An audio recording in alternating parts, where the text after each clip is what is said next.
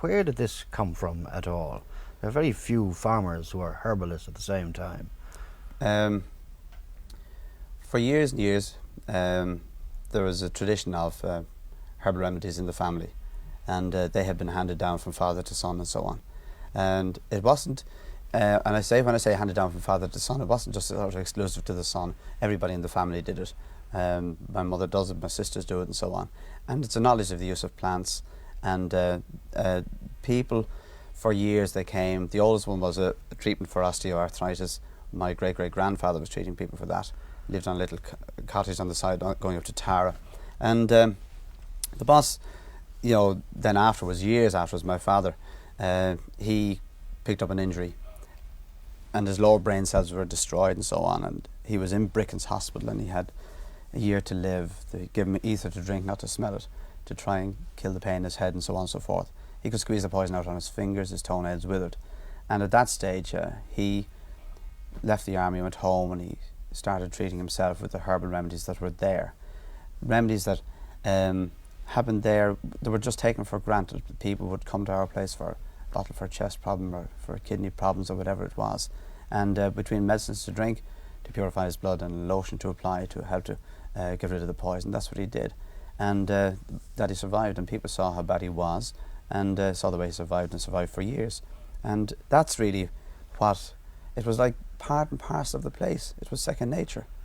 And what kind of complaints do people bring to you mostly?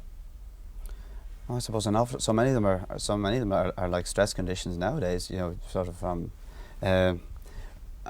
when I'm not talking about cures. I'm talking about treatments, remedies, something that eases the conditions or whatever. Because cure is a very strong word. If you say yes, I can cure osteoarthritis or I can cure rheumatoid arthritis, people would come from the far end of the earth if they thought that was the case. But in a lot of cases, you can give great ease and great comfort.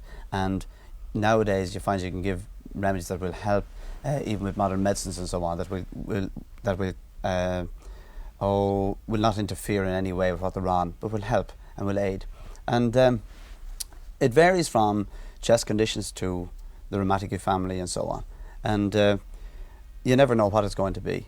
People just come. There are a great many cases where you say, I'm sorry, I can't do anything. But in an awful lot of cases, you can do an awful lot. And it's a professional life that you lead, or semi-professional. You charge for this treatment. I charge for the herbs that we give. With regard to personally what I do myself, I don't charge for that. You might say, why don't you do it?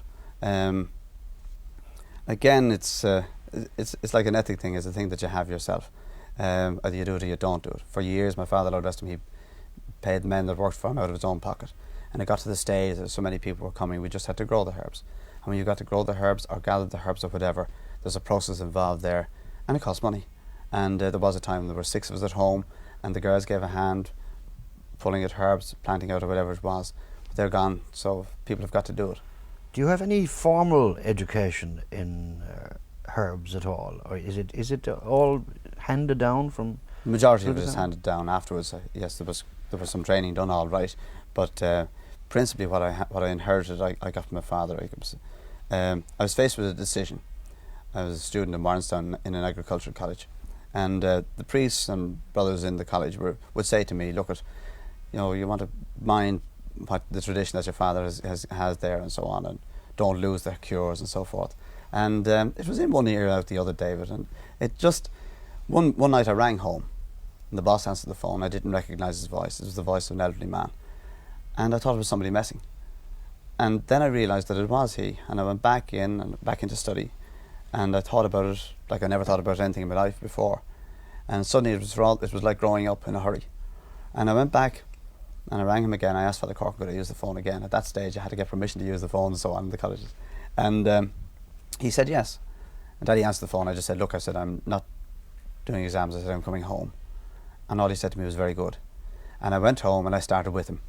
And for the first 6 weeks at home, it was strange, because suddenly, instead of just doing things as you would normally do it, as we would normally go and maybe wash bottles for him or fill bottles for him or carry bottles out to people who were coming to see him or whatever, suddenly it was a whole new learning thing, the whole art form, the whole science thing that you wanted to know it all. Now, having come from an agricultural college, at this stage. Like, there was no way he could tell me anything. I knew it all, as you can well imagine. You know, I knew all about the growing end of it and so forth. And the first 6 weeks were a little bit crazy. He would tell me something and I would say why.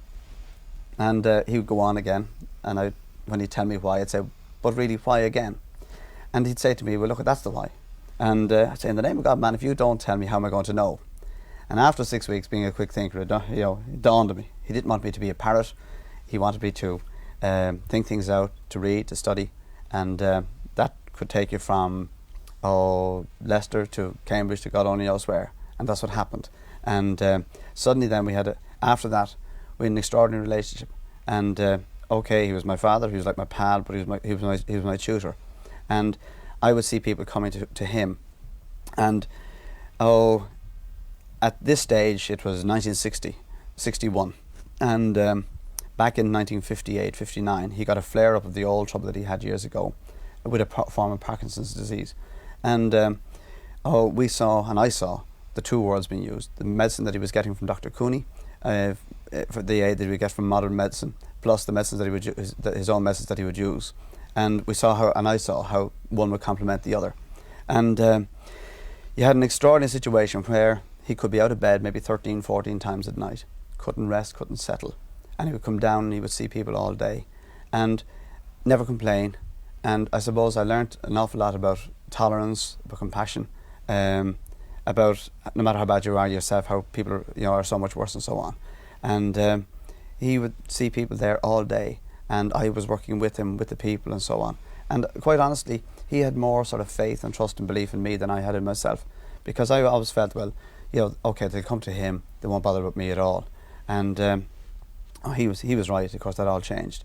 And it was interesting though to see where at night himself he would be bandaged from his hips down to his ankle, both sides, his shoulder down to his hands, both sides. Sopping wet bandage of this herb is called equisedum, or the old horsetail, which is the oldest form of plant life in the country, where a sopping wet bandage of this would go on his head, every hour and a half for 5 years. They're the things that sort of my mother did, and that's what I went home to. And yet you'd see this at night, and you see like a totally different man during the day. And at times he would have to hold the table, with the Parkinson's. It was so bad at the time, so acute at the time, because he would shake from head to toe with it.